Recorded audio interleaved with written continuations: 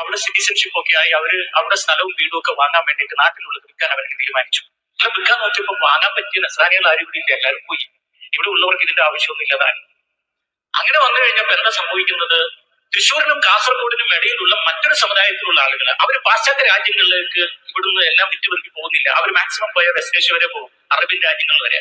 അവരവിടെ പോയിട്ട് വർഷാവർഷം കാശ് കൊണ്ട് തിരിച്ചു വരും. അതിനൊരു കാരണമുണ്ട്. കാരണം ഈ പാശ്ചാത്യ രാജ്യങ്ങൾ സ്വന്തമായി സ്ഥലം വാങ്ങാവുന്നത് പോലെ ഈ ഏഷ്യൻ രാജ്യങ്ങളിൽ പോയിട്ട് സ്വന്തമായിട്ട് സ്ഥലമൊന്നും വാങ്ങാൻ പറ്റില്ല.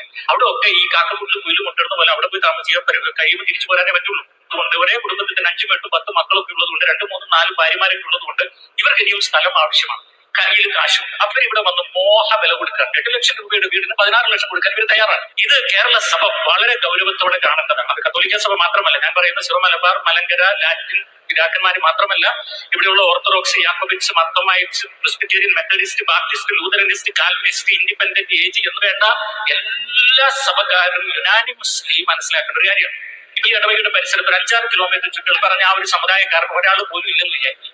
പക്ഷെ നിങ്ങളിൽ ഒരാൾ വീട് വിൽക്കാൻ നോക്കി മോഹ വില കിട്ടിയപ്പോൾ ആ ഒരു സമുദായക്കാരന് നിങ്ങൾ വീട് കൊടുത്താൽ ഈ സമുദായക്കാരന് പ്രശ്നമുണ്ട്. എന്താ പ്രശ്നം എന്നറിയാം? അവര് വെള്ളിയാഴ്ച ഒരു സ്പെഷ്യൽ പ്രാർത്ഥനയുണ്ട്, കമ്മ്യൂണിറ്റി പ്രെയർ. അത് ഒറ്റക്ക് പ്രാർത്ഥിക്കാൻ പറ്റില്ല, ഫാമിലിയായിട്ടല്ല. മിനിമം 40 മച്യൂർ ആണുങ്ങൾ വേണം ആ പ്രാർത്ഥനയ്ക്ക്. അതായത് ഞാൻ ഈ നാട്ടിൽ ഒറ്റപ്പെട്ടു വന്ന ആ സമുദായക്കാരനാണെങ്കിൽ എനിക്ക് അടുത്ത വെള്ളിയാഴ്ച പ്രാർത്ഥിക്കണമെങ്കിൽ 40 മച്യൂർ ആണുങ്ങൾ ഉള്ള ഒരു പള്ളിയിൽ ഞാൻ എത്തിപ്പെടണം. അടുത്ത എന്റെ ടാർഗറ്റ്. ഞാനിപ്പോ ആയിരിക്കുന്ന ഈ നാട്ടിൽ ഒരു 5-6 കിലോമീറ്റർ ചുറ്റളവിൽ ഒരു മുസ്ലിം പള്ളി വരണമെങ്കിൽ മിനിമം 40 കുടുംബങ്ങൾ വേണം. എന്റെ ഉള്ളിലുള്ള അടുത്ത ടാർഗറ്റ് എന്റെ ഏറ്റവും അടുത്ത ബന്ധുവിനെ, സ്വന്തക്കാരനെ, പരിചയക്കാരെ, സമ്പത്തുള്ള മുസ്ലിമാണെങ്കിൽ പാവപ്പെട്ട ദരിദ്രരെയൊക്കെ ആ നാട്ടിൽ എവിടെയെങ്കിലും ഒക്കെ സ്ഥലം മേടിപ്പിച്ചും ബിസിനസ് നടത്തിച്ചും മിനിമം ഒരു 40 കുടുംബങ്ങൾ ഉണ്ടാക്കിച്ചിരിക്കും. അതായത് ഒരുതരം കോളനൈസേഷൻ അല്ലെങ്കിൽ ഒരു കോളനി രൂപവൽക്കരിക്കുന്നത് മത ആചാരത്തിനനുസരിച്ച്. നമ്മള് നസ്രാനികൾ മാത്രം തിങ്ങി താമസിക്കുന്ന അല്ലെങ്കിൽ ഹൈന്ദവർ മാത്രം തിങ്ങി താമസിക്കുന്ന വളരെ ശാന്തമായ ഒരു സ്ഥലത്ത് ഏതെങ്കിലും ഒരു കുടുംബം സ്വാർത്ഥത കൊണ്ട് ഇങ്ങനെ സ്വത്ത് വിറ്റ് പോകുമ്പോൾ, ഇച്ചിരി മോഹവില കിട്ടി വിറ്റ് പോകുമ്പോൾ അത് പരിസരത്ത് തങ്ങുന്ന എല്ലാവർക്കും പിന്നീട് ദോഷമായി മാറാൻ സാധ്യതയുണ്ട് എന്ന ഒരു കാര്യം. ഇതൊരു വർഗീയതയൊന്നുമല്ല. എനിക്ക് ആ സമുദായക്കാരെ എല്ലാം ഇഷ്ടമാണ്. Hello guys, welcome to my YouTube channel. ഞാൻ ഇന്ന് സംസാരിക്കുന്നത് ഇസ്ലാം മതവിശ്വാസിയായിരുന്ന, അവൻ്റെ കുടുംബവും ഇസ്ലാം മതവിശ്വാസികളാണ് എന്നാണ് ഞാൻ മനസ്സിലാക്കുന്നത്.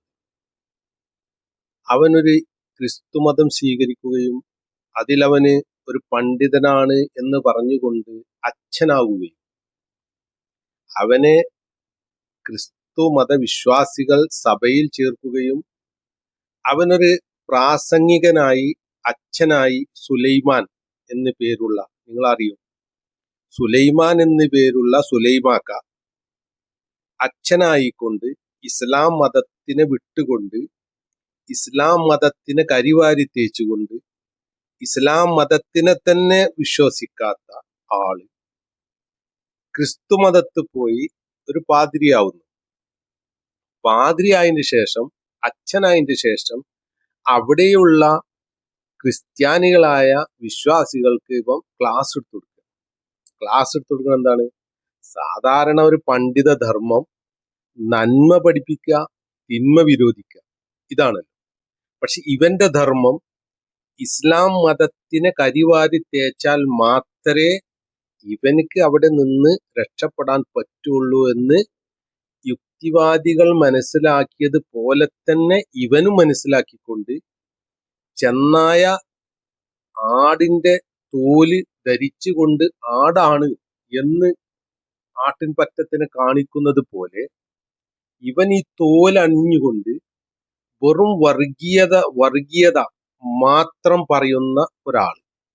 ഇവന്റെ സംസാരം നിങ്ങൾ കേൾക്കണം.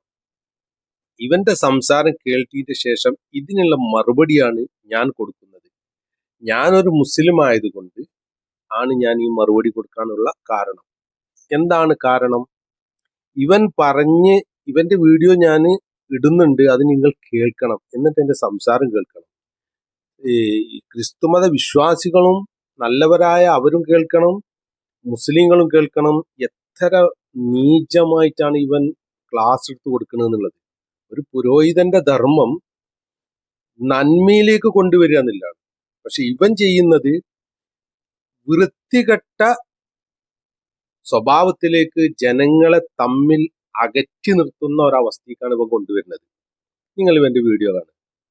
എനിക്ക് പറയാനുള്ളത്, ഇവൻ മുസ്ലിമിന്റെ ഇസ്ലാം മതത്തിന്റെ വിശ്വാസത്തിൽ തന്നെ ഇവനായിട്ടില്ല. ഇസ്ലാം മതത്തിനെ തന്നെ ചതിച്ചുകൊണ്ടാണ് നിങ്ങൾ അടുത്ത് വന്നിട്ടുള്ളത്. എന്നിട്ട് നിങ്ങൾക്ക് ക്ലാസ് എടുത്ത് തരുന്ന എന്താ? എനിക്ക് വേറെ കാര്യങ്ങൾ പറഞ്ഞു തരാനില്ല, അറിയില്ല. നന്മ പറഞ്ഞു തരാൻ ഇവനക്ക് അറിയില്ല. അപ്പൊ നിങ്ങള് ഇവനെ കൊണ്ട് നടക്കണമെങ്കിൽ ഇവൻ ഇസ്ലാം മതത്തിന് കുറ്റം പറയണം. ഇസ്ലാം മതത്തിന് മാത്രമാണ് ഇവൻ കുറ്റം പറയുന്നത്, ഹിന്ദു മതത്തിന് ഇവൻ പറയണില്ല. എന്തുകൊണ്ട്? ഹിന്ദു മതത്തിന് ഇവൻ പറഞ്ഞാൽ വലിയൊരു മിസൈൽ എടുത്ത് അവന്റെ മൂട്ടുകൂടെ വെച്ച് തൊള്ളി കൂടെ പോകാൻ വരും. അത് ഇവനക്ക് അറിയാം. അപ്പൊ അതുകൊണ്ട് ആ സമുദായത്തിന് ഇവൻ പറയില്ല. കാരണം ആ സമുദായത്തിന്റെ അടിയിലാണ് ഇവനും നിൽക്കുന്നത്. അപ്പൊ അവരുടെ ഇടയിൽ ഇവനക്ക് പിടിച്ചിക്കണം. വളരെ ബുദ്ധിപരമായിട്ട് ബുദ്ധിശൂന്യമായ കാര്യമാണ് പഠിപ്പിക്കുന്നത്. ഈ കേരളത്തിലുള്ള ആളുകള് ഇന്നും ഇന്നലെ ജീവിക്കാൻ തുടങ്ങിയല്ല ഈ നാട്ടില്. വർഷങ്ങളായി ജീവിക്കുന്ന ഇതേ ആളുകൾ സ്കൂൾ പഠിക്കുന്നു, കുട്ടികളായിരുന്നു, സ്കൂൾ പഠിച്ചു. സ്കൂളിൽ ഹിന്ദുക്കളും മുസ്ലിങ്ങളും ക്രിസ്ത്യാനികളും സഹോദരന്മാരും സുഹൃത്തുക്കളും വളർന്നു വരുന്നു. ഭക്ഷണങ്ങൾ അങ്ങോട്ടും ഇങ്ങോട്ടും പാകം ചെയ്യും, കൊടുക്കുന്നു. അങ്ങനെ ജീവിച്ചു പോരുന്ന ഈ സമൂഹത്തിൽ എന്താ ആൾക്കാർക്ക് അങ്ങോട്ടും ഇങ്ങോട്ടും തിരിച്ചറിയാനുള്ള കഴിവില്ലേ? അറിയില്ലേ? അറിയാലോ. ഇത് ഇവൻ പറഞ്ഞു കൊടുക്കുന്ന കേട്ട ഈ ക്രിസ്ത്യാനികൾ എവിടുന്നോ ഇപ്പൊ വന്നതാണ്. അതിന്റെ അടിയിലേക്ക് മുസ്ലിങ്ങൾ കയറി വരും. ആ മുസ്ലിങ്ങൾക്ക് നിങ്ങളുടെ വീടും പറമ്പും വിൽക്കാൻ പാടില്ല എന്നൊരു ഉപദേശമാണ് ഇവൻ കൊടുക്കുന്നത്. എനിക്ക് പറയാനുള്ളത്, നിലമ്പൂർ ചന്തക്കുന്നുകാരനാണ് ഞാൻ എന്റെ വീട് 17 ലക്ഷം റുപ്യക്ക് ടൈറ്റസ് എന്ന് പറയുന്ന ക്രിസ്ത്യാനി സഹോദരനാണ് ഞാൻ വിറ്റത്. എനിക്ക് പൈസക്ക് ആവശ്യമുണ്ടായിരുന്നു. ആ വിറ്റത് ടൈറ്റസ് എന്ന് പറയുന്ന സഹോദരൻ ഇന്നും നിങ്ങൾക്ക് വന്നാൽ ആ വീട് അവിടെ തന്നെ ഉണ്ട്.